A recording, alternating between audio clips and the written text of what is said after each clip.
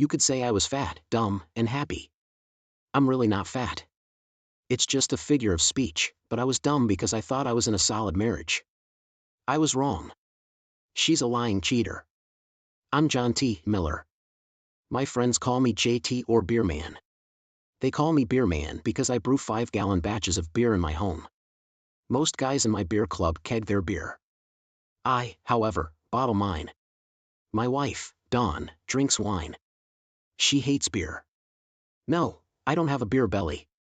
I work out 5 days a week at the gym. My family has a history of heart problems, so I exercise, watch what I eat, and my salt intake. I am 6 feet 3 inches, and weigh 192 pounds. 8 years ago, I left corporate America to start my own company, which is doing very well. Dawn works for a top 50 corporation.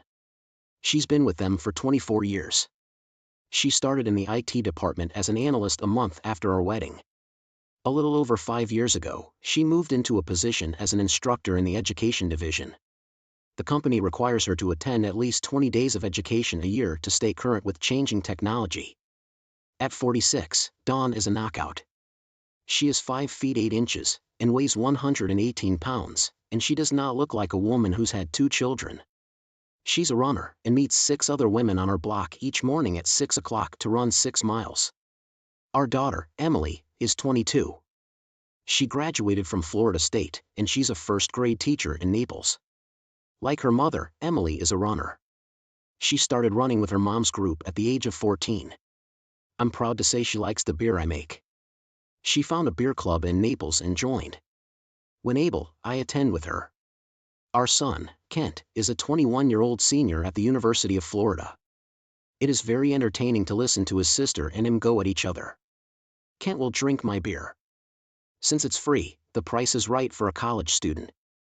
He is a good student looking forward to joining my business. I've told him he needs to work in corporate America for at least 5 years before I'll hire him. I believe he needs real-world experience. Dawn does not like beer, and cannot stand the smell in our house when I boil a batch. I always schedule boiling a new batch of beer when Dawn travels. She is in Dallas this week, and I'm making an English brown ale. I thought life could not get any better. Little did I know it was getting ready to change. Bobby, one of my beer club members, called and asked if I would pick him up at the airport last Wednesday night at 8:30. Of course I said yes, and it would cost him a 6-pack of his award-winning porter. As I walked into the baggage claim area, I saw 3 of Dawn's fellow instructors exiting. I wondered why Dawn wasn't with them, so I pulled out my cell phone, called her office phone. Normally, I call her cell phone. I cannot remember the last time I called her office. Her message said, "Hi, you've reached the voicemail of Dawn Miller.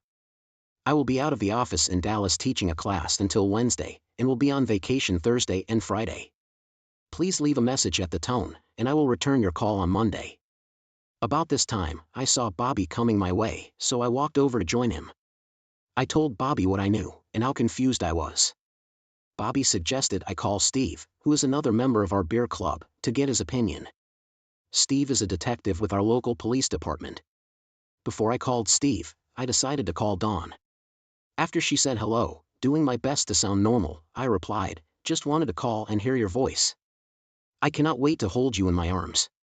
"Well, what brought this on? Are you wanting to have some fun?" We both laughed. "Yes, I'm going to make love to you as soon as you get home Friday. I'm sure I can't wait till Saturday. Honey, you know these trips wear me out. I'm scheduled on the earliest flight out on Friday, and cannot wait to sleep in your arms." "Dawn, do you have to stay and pack?"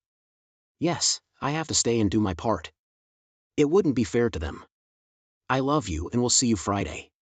This is the first time I'd ever known Dawn to lie to me. I know it was late, but I called Steve anyway. We talked about our next beer meeting for a few minutes. "Steve, I think Dawn is cheating on me, and I need some guidance." Steve responded, "I'm sorry to hear this, and I will help any way I can. First tell me what makes you believe Dawn is cheating on you." Taking a sip of beer, I said, "Bobby asked me to pick him up at the airport, and I saw 3 of Dawn's coworkers existing with their luggage. They were with Dawn in Dallas this week. Her office voicemail stated she was in Dallas through Wednesday, and on vacation till Monday. Before I called you, I talked to Dawn, and she acted like she was still teaching a class until Friday. Steve listened to me without interruption, and then asked, how often did Dawn travel? About twice a quarter. Did she travel with the same group each trip? No. Did each class last 5 days? Yes. Has she always left on Saturday and returned Friday night? As far back as I could remember, she leaves on Saturday morning and returns on Friday night. What does she do when she gets home? She is tired when she gets home, takes a long bubble bath, and goes to bed. First thing Saturday morning, she washes her clothes. We go out to dinner and come home for some welcome home sex. Steve agreed something was going on and advised me to call Frank Jones, a PI he knew, and discuss it with him. I thanked Steve for his insight and said I'd call Frank in the morning. The next morning, I received a call from Frank Jones. Turns out Steve called Frank and asked him to give me a call. I told Frank the same story I told Steve, then answered his questions. Frank paused, then asked, "You've been happily married for over 24 years. Do you really want to know what's going on?" Yes. Why are you asking? It's been my experience in cases like this that most end in divorce.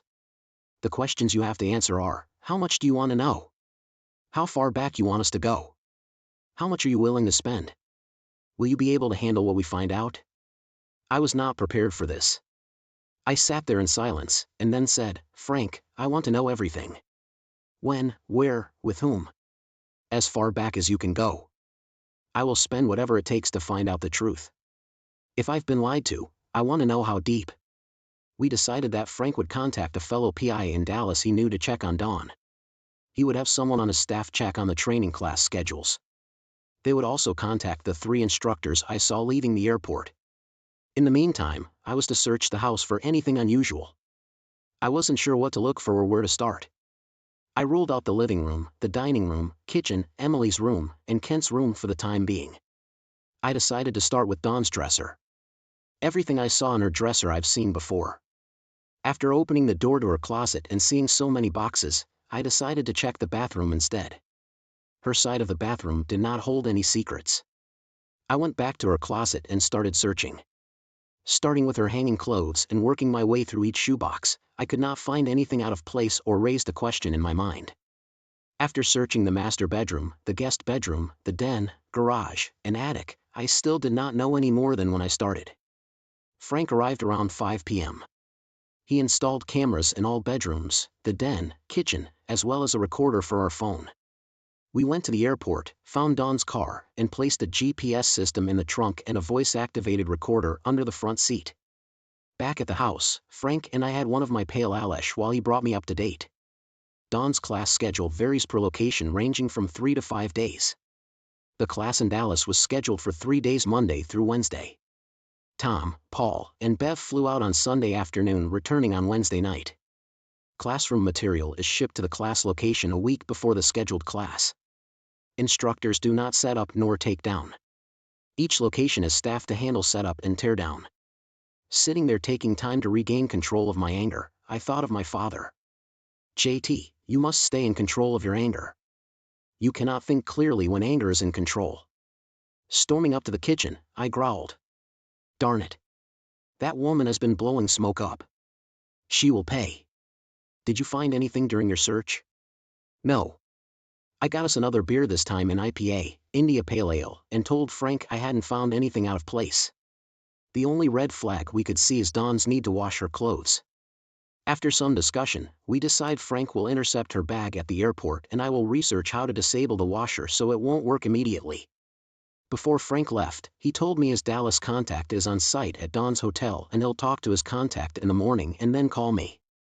Frank left, and I had another beer wondering how to break a washing machine. I couldn't bring myself to sleep in the master bedroom. I slept in Kent's bed.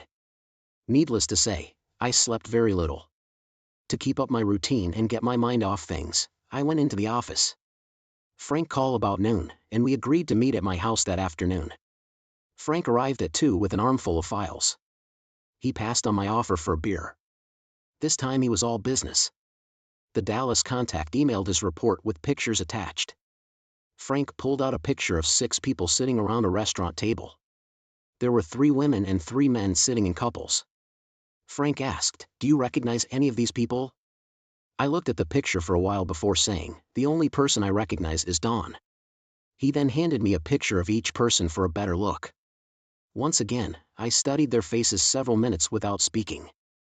I handed Frank one of the pictures and said, I think I've seen this person before, but I don't know where.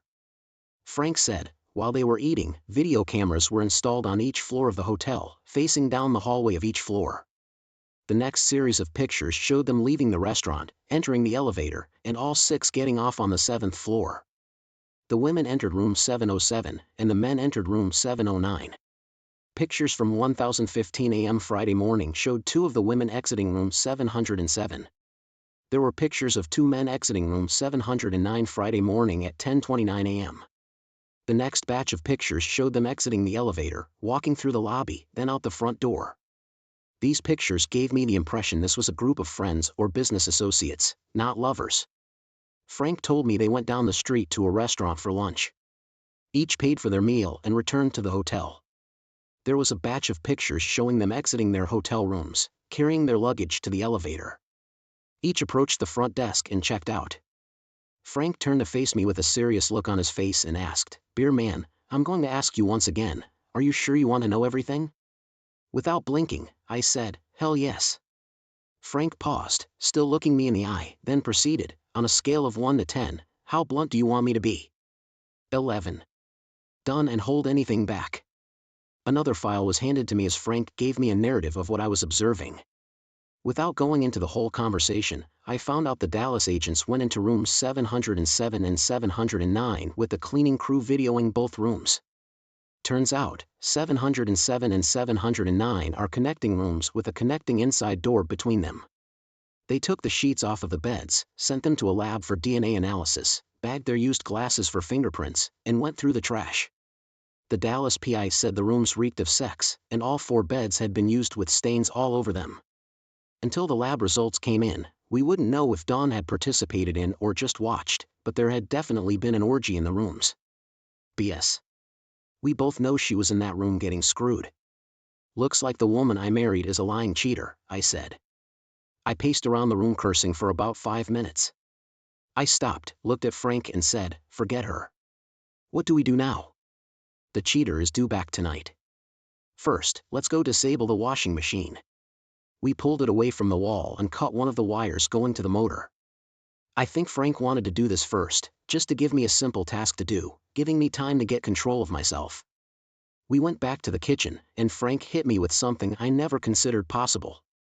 He wanted to take a DNA sample from me, and wanted to know if I could find a hair bush with hair from each of the children. I sat down and asked, what makes you think the children are not mine? I don't have any idea. You wanted to know everything, and this is just one item on our checklist. I thought for a minute, said, we have a clipping of their hair before their first haircut. You only need 1 piece for each, right? He said, that will work. Frank placed my sample in a bag numbered 1, Kent's in number 2, Emily's in number 3. We got a hair out of Dawn's brush and numbered it 4. He would send them to the lab in the morning. Frank had a contact at the airport that was going to try to intercept Dawn's luggage. She would be late getting home because of the time it takes to report missing luggage. Those tasks were out of the way, so we discussed my ability to act normal around Dawn. Could I welcome her home with a hug and a kiss? Could I sit and listen to her lie about her trip? Could I take her to dinner tomorrow and have sex with her? How long and how well could I lie to her? Frank explained his staff needs time to obtain and analyze the evidence. It may take several months to understand everything going on with Dawn. Could I hold it together for months? I told him, I'll do whatever it takes. I want to know the truth. Frank reached into his pocket and handed me a bag of Viagra just in case. He then asked, would it be possible for you to go out of town on a 3 to 4 day business trip?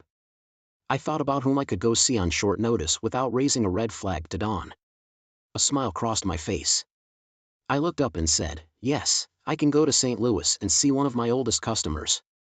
We will play golf, smoke cigars, and drink my beer. Darn Fred really enjoys drinking my home brew. I will tell Dawn I'm going to leave Monday morning returning Thursday afternoon. Will this work? Why do you want me to go?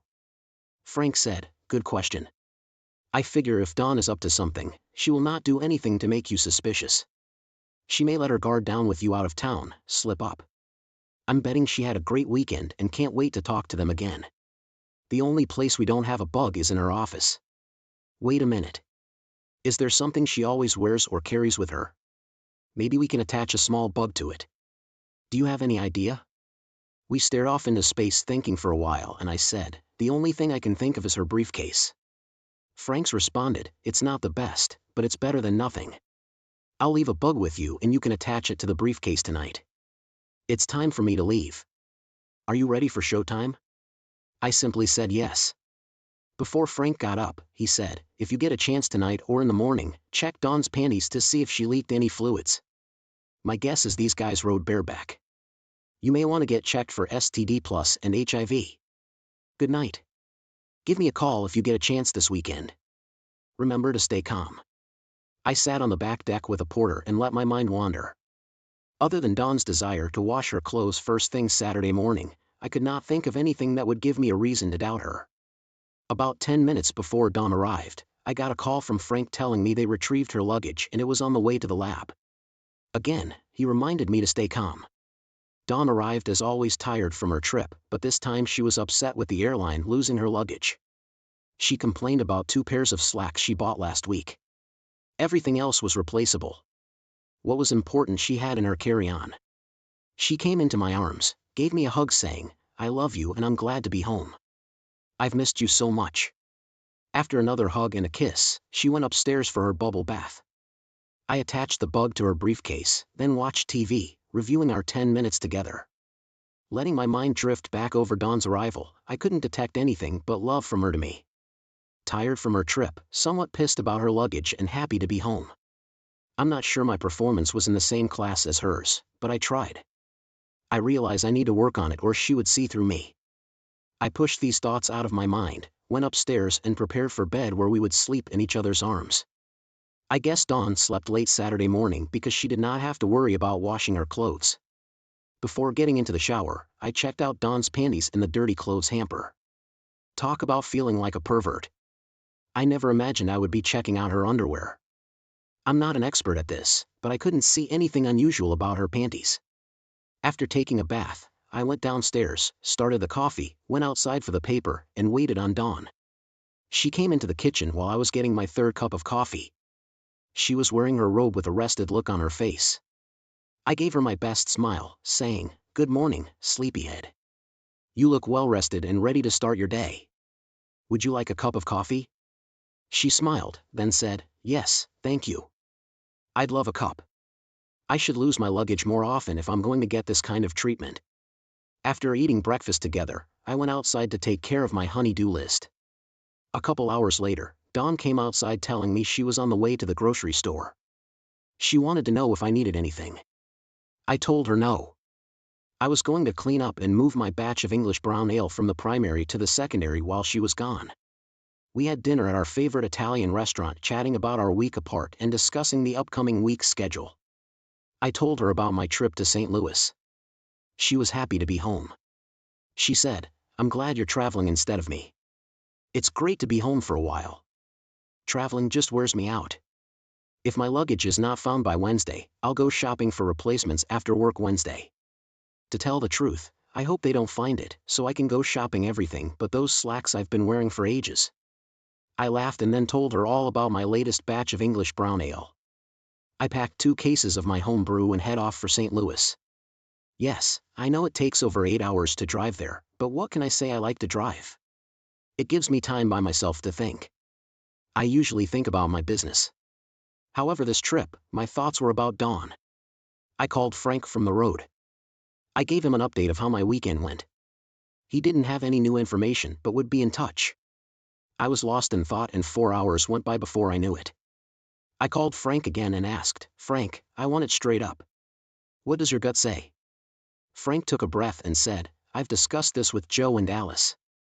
We believe Dawn was involved in multiple affairs at once, and this affair has been going on for years. Why do you believe that? It's highly unlikely for one person to sit and watch hours of sex without being involved. Plus, they are very comfortable with each other. They weren't rushed. They didn't look nervous. They didn't hang on each other. They entered separate rooms, and they did nothing to call attention to themselves. It takes years to get that comfortable with each other. My gut tells me you are not going to like what we find out about this group, including your wife. Frank told me the contacts said the 6 people discussed the class, their families, and appeared to be very comfortable with each other. They paid their own expenses. They did not sit beside the same person at each meal, and they talked to everyone in the group. This group has been together for a long time. Outside the hotel rooms, they were friends. Inside the hotel room, they partied. The last thing Frank told me was to decide what I wanted to do about Dawn and the others in this group. Next, I called Mike Davidson, my attorney, and asked him for the name of the best divorce attorney in the state. I gave him a brief update, and he told me he would have Dave Ford call me. I checked into my hotel room and called Dawn to let her know I arrived safely in St. Louis. Then I called Fred to confirm our golf outing. Around 9:30 p.m., Frank called to check on me. I told him I'd given his name to my attorney, and Mike was going to call Dave Ford for me. Frank laughed and said, Dave Ford's name alone would scare the crap out of any attorney Dawn contacted. I'm ready for this to end. Only this time, I'd be the one stunting on them. I believe in fair play, but if you mess with me, I'll make you regret the day you met me. They want to play hardball, then I'm ready to show them how well I can play. All day Tuesday was spent with Fred on the golf course. We played 36 holes of golf, smoked 2 cigars each, drank a case of beer, and had dinner at the club. Frank called me around 1 p.m. Wednesday, wanting to know my schedule. I informed I was free the rest of the day, and would drive home Thursday morning. Dave Ford called me about 2 p.m., and I got him up to speed. He was glad to hear how I was proceeding. He said Frank's company was one of the best. Dave wanted to know what I wanted to do. If Dawn is cheating on me, I want a divorce. I have to wait on Frank's group to finish the investigation before I can say how bad I want Dawn and her group to hurt. Go ahead and start preparing divorce papers charging her with adultery. Our discussion continued about gathering evidence at her next class, and if I was up to acting normal for months. Dave informed me in Georgia I could obtain a no-fault divorce quicker and cheaper than charging her with adultery. Since the children were adults, I wouldn't gain anything by charging her with adultery. After discussing this with him a little longer, I decided I needed to think more about how to handle the divorce. There was a knock on my door at 9 p.m. Wednesday night. I opened it to find Steve and Frank standing there. Boy, was I surprised to see them. I handed them a beer from my cooler, asking why they were there. Frank said, I have bad news and devastating news to tell you, and I wanted to tell you face to face. Steve does not know what I'm here to tell you. I thought you would need a friend. It's up to you if you want Steve to stay and hear the bad news. I stood there with my mouth open, wondering what could be so bad they traveled to St. Louis to tell me. Yes, I want Steve to stay. I sat down and looked at Frank. He said, the bad news is, we have the lab results back, and Dawn was an active participant in the affair with numerous people at once. One bed had evidence of all 6 being active on the same bed. The girls each had their own bed, and our evidence proves each woman entertained all 3 men on their beds. We identified Dawn by the DNA hair sample we got from your house. Beer man. I'm sorry it turned out this way.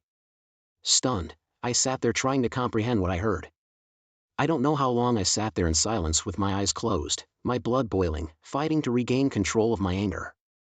Slowly, I opened my eyes and whispered, what could possibly be worse than my wife being involved with 5 other people? Frank cleared his throat, then said, 2 of the men involved are the biological fathers of Kent and Emily. You are not the father of either child. Bolting from my chair, I screamed, what?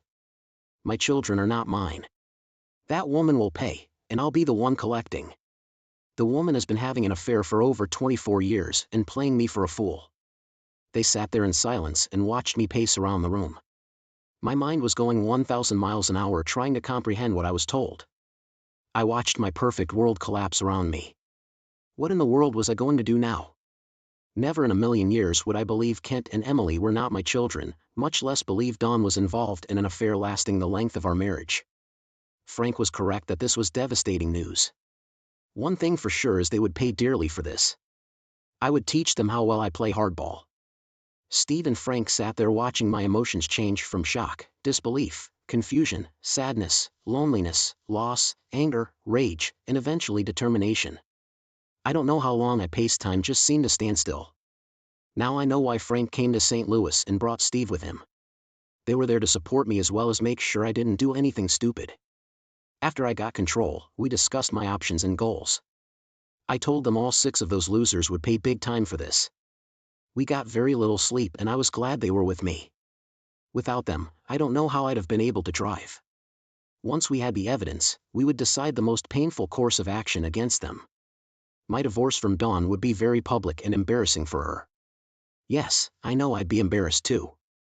Soon, everyone would know Emily and Kent had different fathers by my lying, cheating wife.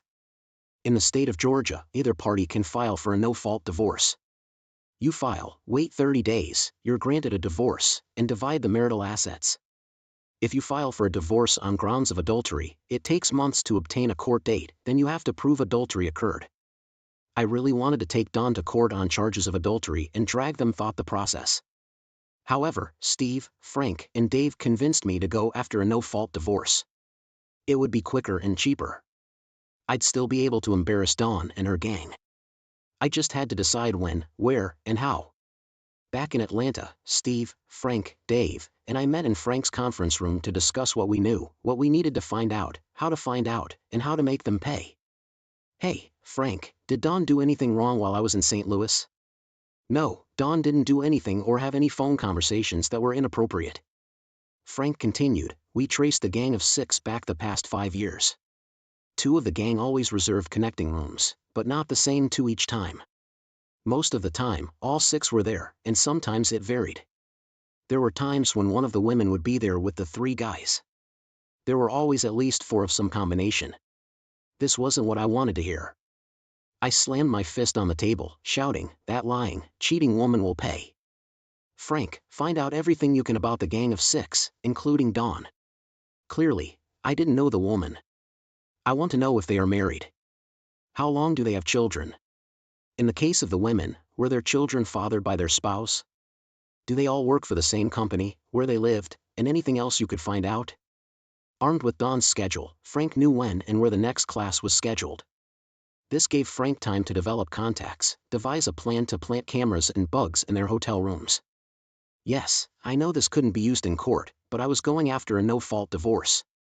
I needed information. One thing I learned from Dawn's calendar, she had 3 classes scheduled between now and our 25th wedding anniversary. Our 25th wedding anniversary will be on a Sunday, and Dawn will end a class in Orlando on the Friday before it. I looked at the group and said, I want the shit to end the last day of class before our anniversary.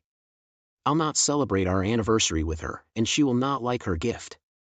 Gentlemen, this is when I stop being a cuckold to my lying, cheating wife, and she starts paying for 24 years of being a lying, cheating. This is where I turn my pain into their nightmare.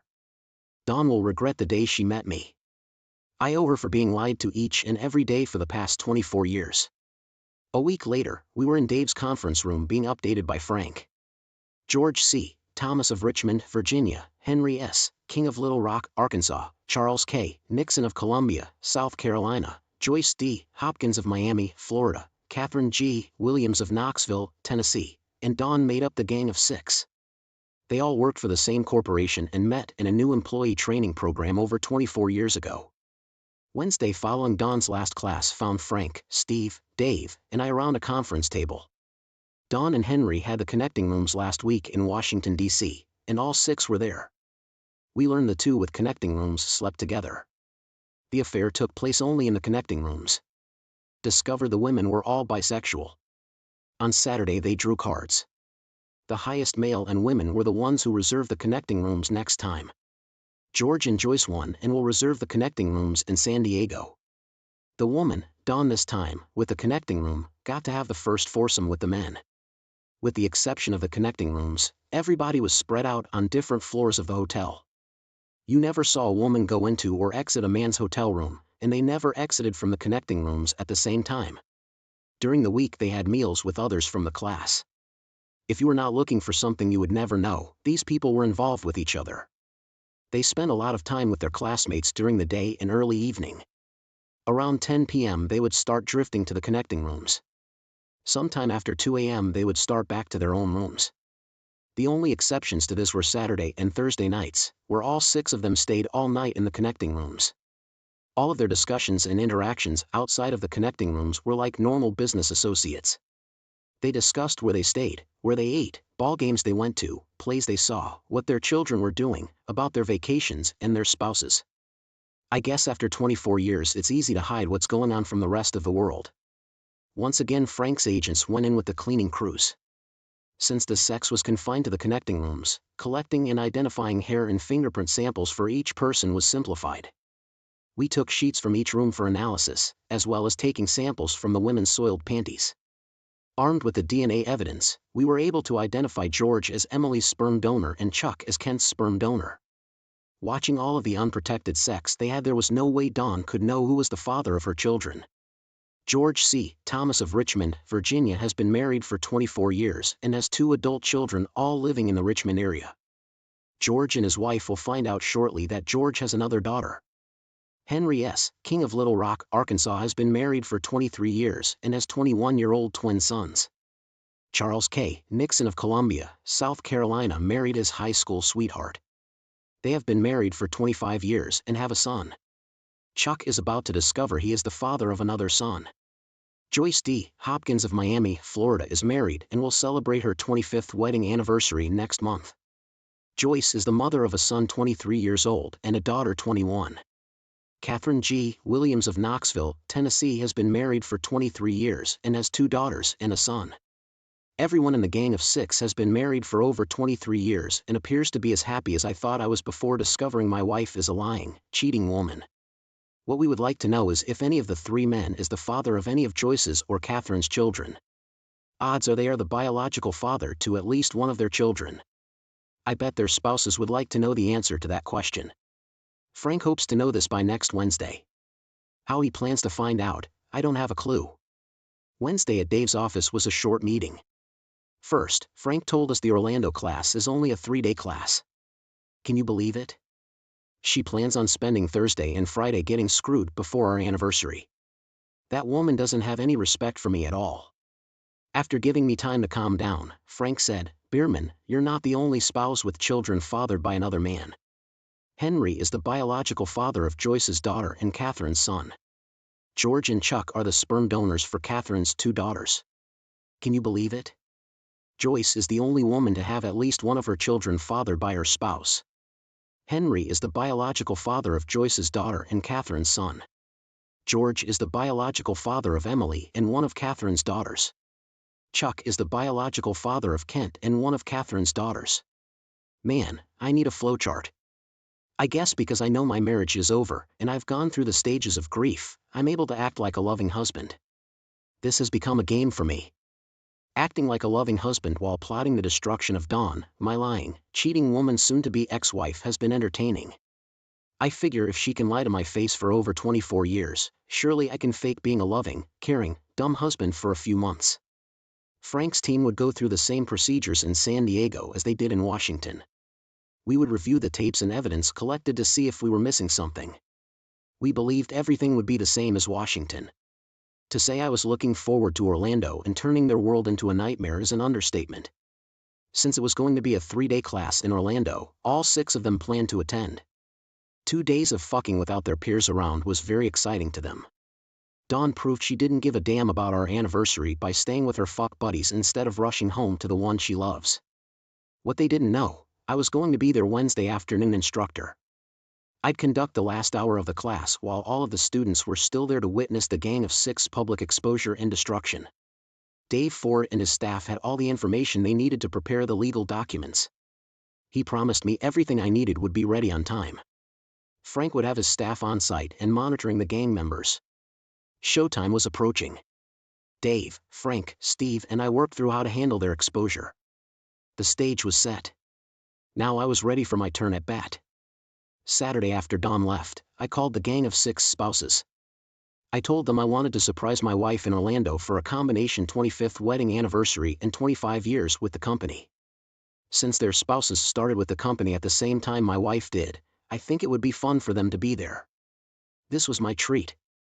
There would be an airline ticket at the gate waiting for them. I told Kent and Emily about surprising their mother on Wednesday and invited them to meet me in Orlando on Tuesday.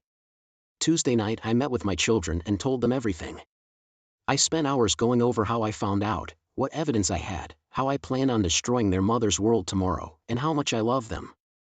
I told them, I'm not your biological father, but you are my children, and I'd always be your father. We cried and held on to each other. They asked a lot of questions, and I answered them truthfully without sugarcoating my answers. I asked them not to warn their mother, which they both promised me they wouldn't. Looking into their eyes, I said, I want you both to be there tomorrow when I confront and embarrass the hell out of your mother. This is a lot to ask of you, and I'm sorry if I embarrass you. The fact you are not my biological children will be all over the Atlanta papers by this weekend, so we all will be embarrassed. You will see me being a bastard to your mother and her fuck buddies. My goal is to scare the shit out of them and make the rest of their lives a living hell. If you go, you will hear me say almost anything to embarrass them. Nothing I say will change the way I feel about you. You are both adults, so I cannot adopt you.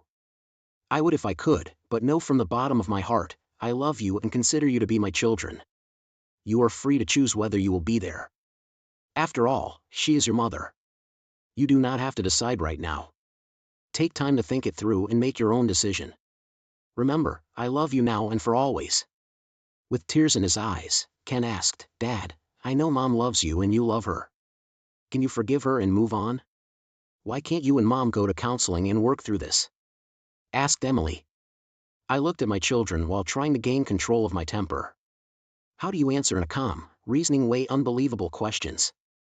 Taking a deep breath, I know as children you always want your parents to stay together and always be there for you. Please close your eyes and let me take you on a journey. You have met the perfect person and want to spend the rest of your life with them. You cannot bear being away from them any longer than required.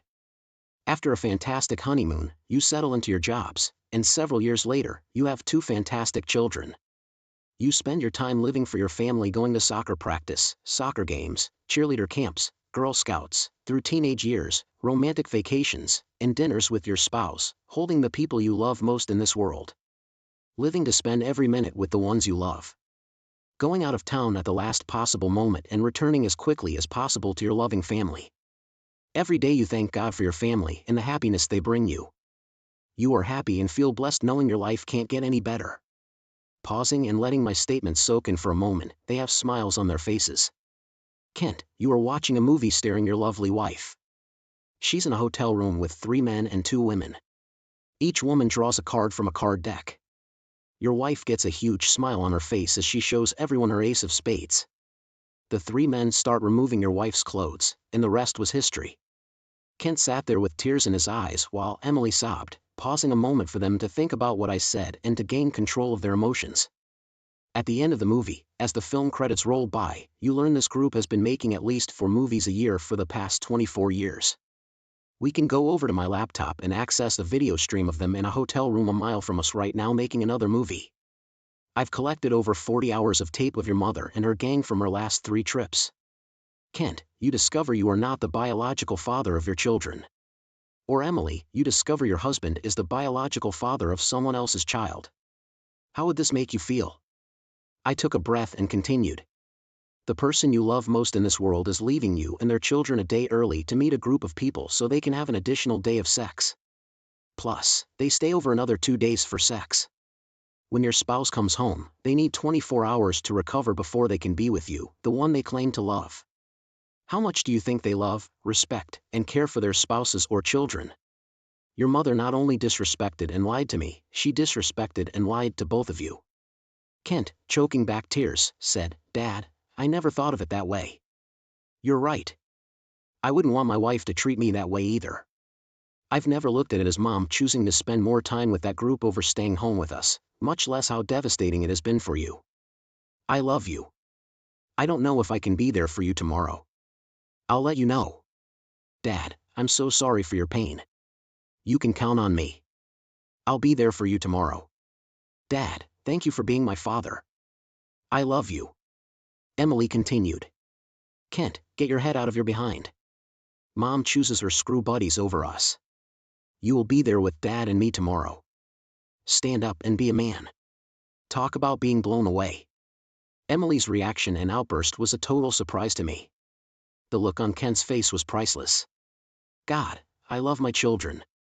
Emily looked at me with fire in her eyes. What's the game plan for tomorrow? I've invited the gang of 6 spouses to join us tomorrow. Their spouses think I'm having a party for our 25th wedding anniversary. And since their spouses have been with Dawn all these years, I felt it appropriate for them to join in the fun. You and Kent are the only 2 I've told in advance. This will be a total surprise to everyone else. I want them to freely let their emotions flow and respond to their cheating spouses. I'll give them a copy of all the evidence I have. Before I forget, you have some half-brothers and sisters you may want to meet at a later date. All 5 of the other spouses showed up at the hotel where we met, got to know each other, and had a nice lunch. At 2 p.m., we, including Kent, headed over to the hotel where Dawn's class was being held at. The rest of my surprise guests were waiting for us in the hotel lobby. An attorney from Dave Ford's office, a PI from Frank's staff, and a video camera operator were my other special guests. At 2:30, a florist delivered the 25 red roses I'd ordered. Emily and the other women commented on how nice they looked. Emily had fire in her eyes. She was ready for battle. I took a moment to calm her down and let her know I was running the show. At 2:45, we started through the lobby toward the meeting rooms. Emily was ready, Kent was following Emily's lead, and the spouses seemed caught up in the excitement. With the 25 roses, I entered Dawn's classroom at 3 p.m., followed by John Manning, the video camera. Dawn turned bright red seeing me approach her with the roses and a smile on my face. I commented on her face matching the roses, and everyone laughed at my little joke. Dawn smiled, then turned toward the class, and introduced me to them as JT, her husband. I looked out over the crowd identifying where the other 5 were seated. True to form, they were spread out across the classroom. Looking at Dawn, I said, I know today is the last day of class, and before you leave today, I wanted everyone's help in making today memorial for you. This Sunday is our 25th wedding anniversary. Before I could continue, the group entered from the hallway with Emily leading the pack. The photographer got a fantastic shot of Dawn's face as they entered, and the look on her face was priceless, but the look on the sex group members was one of total panic. Standing there with a huge smile on my face, I watched as Emily introduced Dawn to the spouses of her buddies. Emily was enjoying this drama unfold. This was a side of Emily I'd never seen. Her future husband better toe the line. This Sunday is our 25th wedding anniversary, and I wanted your help in making this special. Dawn will celebrate 25 years with this company next month. Isn't it exiting 2 major milestones happening within a month of each other? George, Henry, Chuck, Joyce, and Catherine joined about the same time. I invited their spouses to join us here for this special occasion. John is videotaping this special occasion, so please say a few words for the camera before you leave. In a few minutes, I'll introduce you to the other attendees. I took this time to pause, catch my breath, slow down my racing heart, and take a look at the gang of 6 faces. George, Henry, Chuck, Joyce, Catherine, please come up and join us. This group slowly approached the front of the room while the other class attendees applauded. When Emily appeared at my side, I knew she was ready for fireworks. Taking Emily by the arm, I lead her over to George. Then I said, Emily, I'd like to introduce you to George Thomas, your biological father. Dawn turned white as a ghost, and George's wife looked at me and asked me to repeat what I'd said. George is Emily's biological father. George found his voice and said, holding out my hand, and the attorney placed 3 documents in my hand. Turning to George, I handed him the first document saying, this is a request for a court-ordered paternity test. Handing him the second document, I said, finally, George, this is a copy of the suit I'm bringing against your employer for not enforcing the morality clause in your employment contract. I already have DNA results from an independent lab certifying you as the biological father of Dawn's daughter, Emily. The court-ordered test is just a formality. I turned to George's wife and said, don't worry, I've copies of all my evidence for you to use as you see fit. I'm not sure if she heard me because she was chewing George. The classroom was going wild. The other spouses were in shock and now understood they weren't invited to a happy party. Well, at least I was enjoying myself. Kent surprised me by stepping up to me. He stood up straight and just nodded his head. I was very proud of Kent at that moment. So we walked over to Chuck, where I introduced him the same way I did Emily to her biological father, saying, the room went silent when they heard Chuck's middle name. In the silence, once again the attorney placed the documents in my hand. I went through each document with Chuck the same way I did with George. Chuck's wife wanted to make sure I had copies for her. Everyone in the room seemed to settle down since Dawn only had 2 children. I smiled knowing that I wasn't going to let the others get away without any pain. They had played now. They were going to pay. Don was sitting in a chair sobbing. Could I have everyone's attention? I know this isn't what you were expecting when I entered. Hold on tight. The fun is just starting. You could hear a pin drop. It got so quiet. Continuing. I found out 5 months ago that Don, Joyce, Catherine, George, Chuck, and Henry attend class so they can get together. This has been going on for over 24 years. Emily turned 23 4 months ago. You do the math.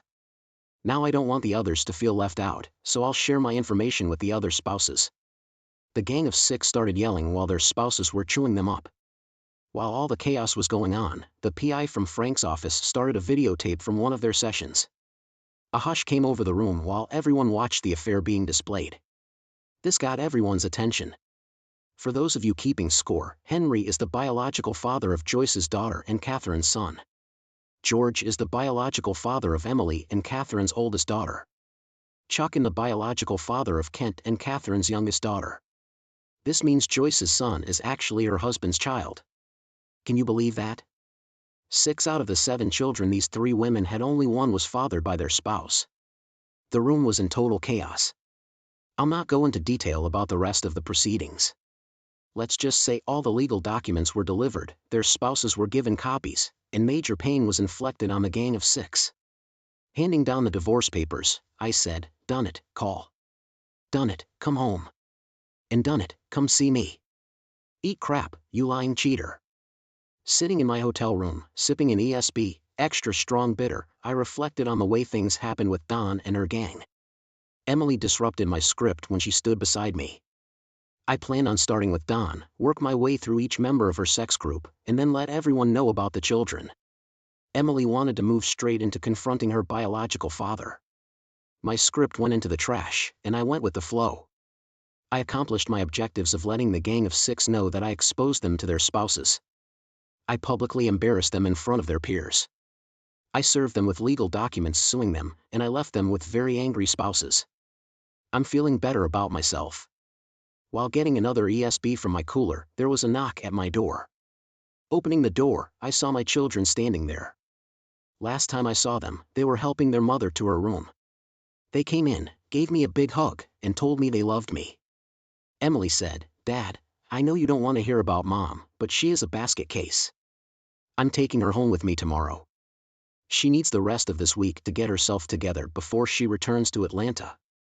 I'm her daughter. I love her. I want to kick her behind for what she's done to our family, but she needs me." Emily still had fire in her eyes.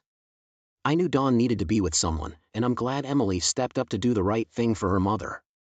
One thing I learned about Emily these past few days, she is a strong woman, and she would be very firm with Dawn. Kent said, "Dad, I love you and hate what Mom did to our family. Can I ride home with you tomorrow?" Of course my answer was, yes. I'd love for you to ride home with me tomorrow. Emily stood up, gave me a hug, and said, "I'm going back to spend the night with Mom. I don't think she should be by herself." The last thing she said as she walked through the door was, "Dad, I love you." Kent spent several hours with me drinking beer with me before he returned to his room. Epilogue. It's been 5 years since I destroyed the world the gang of 6 lived in, and I'm happy to say they have been good years for me. I feel great about what I did to that group of cheaters. All 6 were fired the following week. They're divorced, broken, and alone. Strange how every time they get a decent job, their past comes back to haunt them and forces them to find another job. I'd like to take credit for that, but someone else is keeping track of them. They're trying to rebuild their lives and relationships with their children. I'm happy to say they have a long way to go. Their former spouses don't even speak to them unless they want money. A few are making some progress with their children.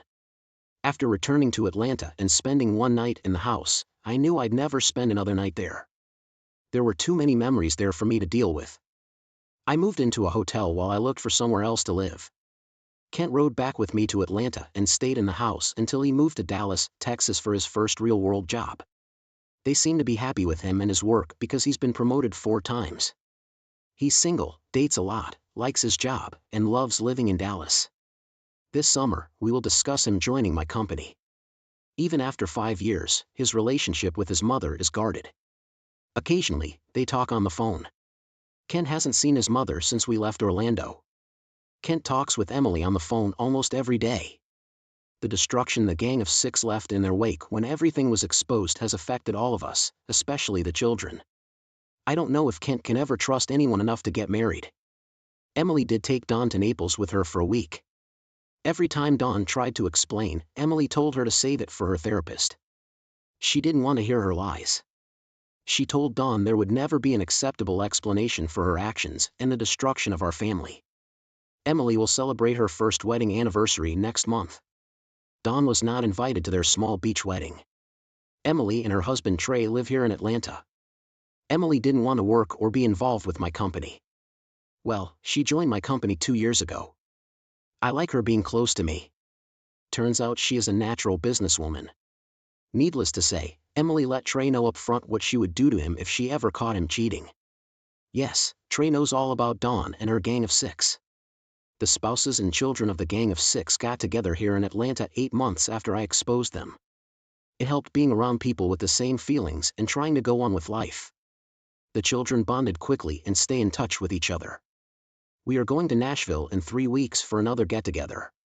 Turns out when the Gang of Six started cheating, they would pair up as couples for the week instead of participating in group sex.